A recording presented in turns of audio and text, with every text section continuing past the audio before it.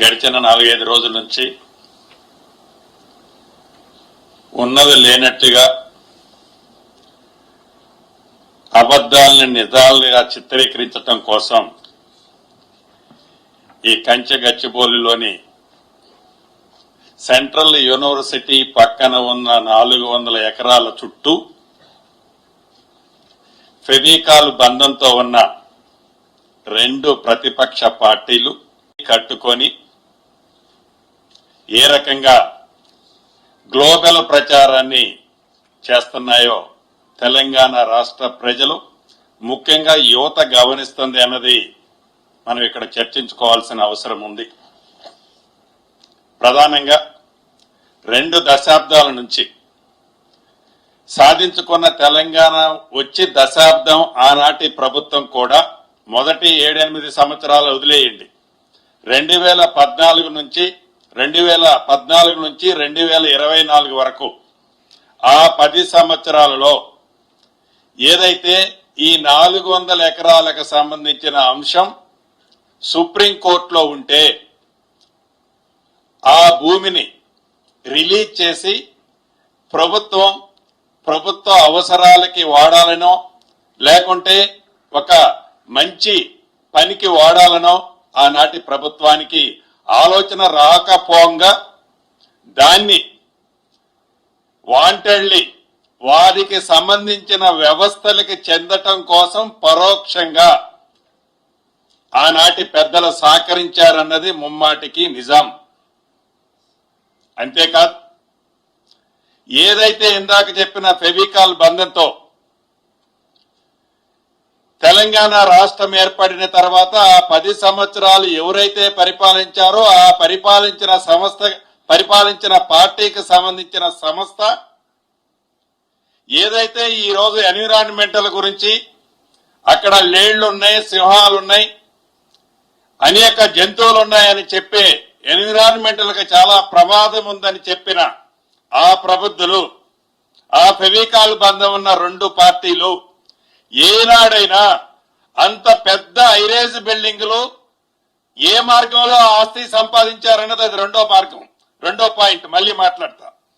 అంత ఐరేజ్ బిల్డింగులు వారి టైంలో పర్మిషన్ ఇస్తే అక్కడ ఎన్విరాన్మెంటల్ కి ప్రమాదం జరుగుతుంది అన్నది ఆనాడు పర్మిషన్ ఇచ్చేటప్పుడు కొంచెమైనా వారికి ఆలోచన వచ్చిందా?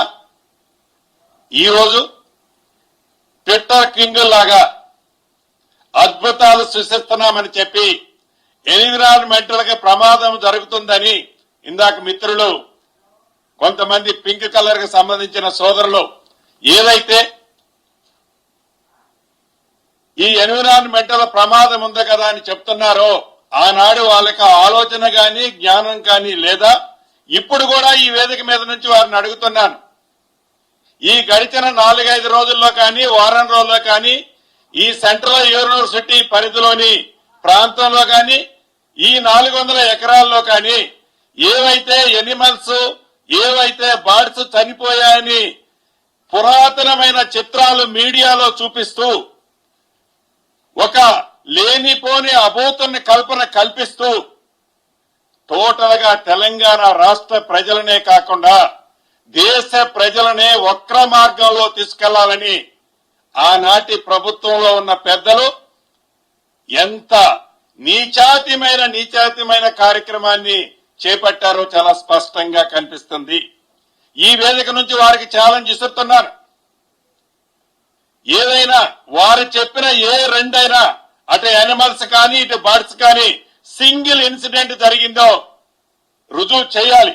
ఎందుకంటే గౌరవ ముఖ్యమంత్రి గారు, గౌరవ డిప్యూటీ సీఎం గారు, గౌరవ మంత్రులు అందరూ దీని మీద స్పెషల్ కమిటీ వేసి గడిచిన 3 రోజుల్లో వాళ్ళు ఏదైతే సోషల్ మీడియాలో చిత్ర విచిత్రాలు నడుపుతున్నారో కావాలని ఉద్దేశపూర్వకంగా తెలంగాణ పేదోడికి సంబంధించిన సొమ్ము ఈ 400 ఎకరాలు కొట్టేయటం ఆనాడు సాధ్యపడక ఈ ఇందిరమ్మ ప్రభుత్వంలో గౌరవ ముఖ్యమంత్రి రేవంత్ రెడ్డి గారు ఈ విజయాన్ని ఆనరబుల్ సుప్రీంకోర్టులో గెలిచి తీసుకొచ్చిన దాన్ని జీర్ణించుకోలేక వారు ఆనాడు కొట్టేయాలన్న ఆస్తిని ఇది పేదోడి ఆస్తిని పేదోడికి చెందటం కోసం తీసుకొచ్చారని దాన్ని డైజెషన్ చేసుకోలేక దీన్ని వక్ర మార్గంలో తిప్పుతూ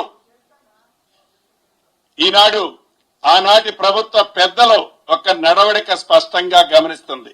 ఎస్, ఈ సెంట్రల్ యూనివర్సిటీ ఈ తెలంగాణ రాష్ట్రం ఆనాటి ఉమ్మడి ఆంధ్రప్రదేశ్ అనుకోండి, హైదరాబాద్ డెవలప్ కావాలని ఈ సెంట్రల్ యూనివర్సిటీ పెట్టాలని ఆలోచన ఎవరికి వచ్చింది? శ్రీమతి సోనియా గాంధీ గారికి వచ్చింది. ఇది కాంగ్రెస్ పార్టీ పేటెంట్. ఏదైనా ఈ సెంట్రల్ యూనివర్సిటీలో డెవలప్ జరిగింది అంటే ఎవరి టైంలో జరిగింది? కాంగ్రెస్ పార్టీ టైంలో జరిగింది. ఈనాడు కేంద్రంలో ఉన్న ప్రభుత్వం గాని 10 సంవత్సరాలు తెలంగాణ రాష్ట్రంలో పరిపాలించిన ప్రభుత్వం గాని ఈ సెంట్రల్ యూనివర్సిటీని ఇంతైనా డెవలప్ చేయాలనే ఆలోచన ఏనాడైనా వచ్చిందా? ఈ సెంట్రల్ యూనివర్సిటీలో చదువుకునే పిల్లల బాగోగుల గురించి ఆలోచించాలనే ఆలోచన వచ్చిందా?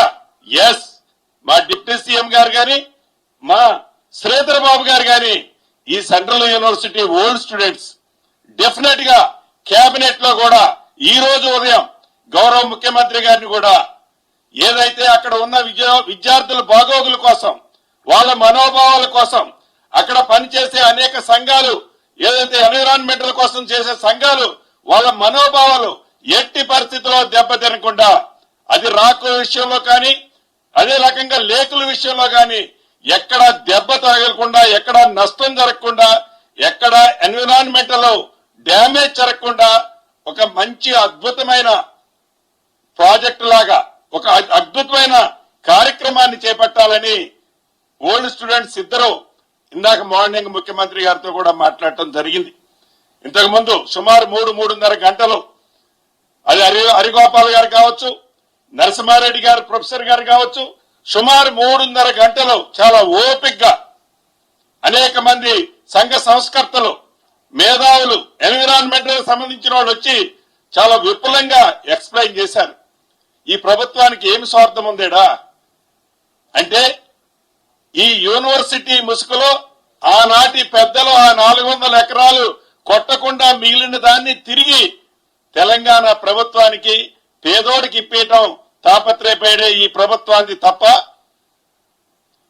ఈనాటికి ఆ 10 సంవత్సరాల్లో ఆ సెంట్రల్ యూనివర్సిటీ వారి భూమి వారికి రిజిస్టర్ చేయాలనేది కూడా కనీస జ్ఞానమైనా మీకు వచ్చిందా? ఈనాడు చూపిస్తున్నారు ప్రేమ. ఎస్ ఎస్, ఏదైతే మీ టైంలో 2022లో ఇదే యూనివర్సిటీలో మీరు రోడ్డు ఫార్మేషన్ చేసేటప్పుడు యూనివర్సిటీ వైస్ ఛాన్సలర్ గారు హైకోర్టును ఆశ్రయించారు. మీరు రోడ్డు వేయొద్దని ఆశ్రయించినప్పుడు హైకోర్టు చాలా స్పష్టంగా చెప్పింది, ఈ భూమి మీద ఏ రకమైన టైటిల్, నాట్ ఓన్లీ 400 ఎకర్స్ గురించి చాలా స్పష్టంగా ఒక పేరా ఇచ్చింది. మొత్తం భూమి మీద మీకు ఏ రకమైన రైట్ లేదని కూడా ఇచ్చింది. మేము అట్లా అనటంలే. ఏదైతే ఈనాడు సెంట్రల్ యూనివర్సిటీలో అది 1500 ఎకరాలు ఉందా, 1525 ఎకరాలు ఉందా, డెఫినెట్ గా రెవెన్యూ మంత్రిగా నేను కానీ, డిప్యూటీ సీఎం గారు కానీ, శ్రీధర్ బాబు గారు కానీ, గౌరవ ముఖ్యమంత్రి గారు మాకు సూచించారు ఉదయమో, అది ఎంత భూమి ఉంటే అంత భూమి, ఒక్క అంగుళం కూడా సెంట్రల్ యూనివర్సిటీకి సంబంధించిన భూమిని తగ్గకుండా, గత ప్రభుత్వాల లాగా మాయ మాటలు చెప్పకుండా తప్పకుండా ఈ ప్రభుత్వం దానికి మొత్తం టైటిల్ ఇవ్వాలని ఈ ప్రభుత్వం నిర్ణయించుకుంది. ఆ విద్యార్థులకి మంచి భవిష్యత్తు ఇవ్వటం కోసం ఎంతవరకైనా ఈ ప్రభుత్వం చేయాలి అంటే చిత్తశుద్ధితో చేయాలని ఈ ప్రభుత్వం ఉంది. ఈ ప్రభుత్వాన్ని మీరు శంకించేది, ఈ ప్రభుత్వం మీదన గుడ్డ కాల్చి మీరు వేసేది ఆ 400 ఎకరాలు ఏమి బట్టి గారు తీసుకోవాలనా, శ్రీధరబాబు గారు తీసుకోవాలనా, నేను తీసుకోవాలనే? మీలాగా అటువంటి ఆలోచన మా ప్రభుత్వంలో ఉన్న ఏ ఒక్క నాయకుడికి కానీ ఏ ఒక్క మంత్రికి కానీ లేదు. మాట్లాడితే ఎంతసేపటికి తాపత్రయపడతారు. గుడ్డ కాల్చి మీదేస్తే వాళ్లే కదా తుడుచుకునేది, ఆ మసి తుడుచుకోవాల్సింది వాళ్లే కదా అనే తాపత్రయమే తప్ప రెచ్చగొడతారు, విద్యార్థుల్ని రెచ్చగొడతారు. విద్యార్థుల ముసుగులో ఎంత అరాచకమండి ఆ ఏసీపీ గారిని కొట్టిని చూశారు కదా. విద్యార్థులు చాలా అమాయకులు, చాలా మంచోళ్లు. వాళ్ళ ఉజ్వల భవిష్యత్తు కోసం ఈ ప్రభుత్వం కట్టుబడి ఉంది. విద్యార్థుల ముసుగులో ఏవైతే గత ప్రభుత్వ పెద్దలు రెచ్చగొట్టి పేమెంట్ టీమును పంపించి అరాచకాన్ని సృష్టించే ఈ ప్రభుత్వం ఉపేక్షించలేదు కూడా. ఈ ప్రభుత్వం యొక్క చిత్తశుద్ధి ఏంటో, ఈ ప్రభుత్వం యొక్క నిజాయితీ ఏంటో, ఈ సెంట్రల్ యూనివర్సిటీ అంటే మీరు ఏర్పాటు చేసింది కాదు, కాంగ్రెస్ ప్రభుత్వం ఆనాడు, కాంగ్రెస్ ప్రభుత్వం శ్రీమతి సోనియా గాంధీ, ఇందిరాగాంధీ గారి పేటెంట్ అది.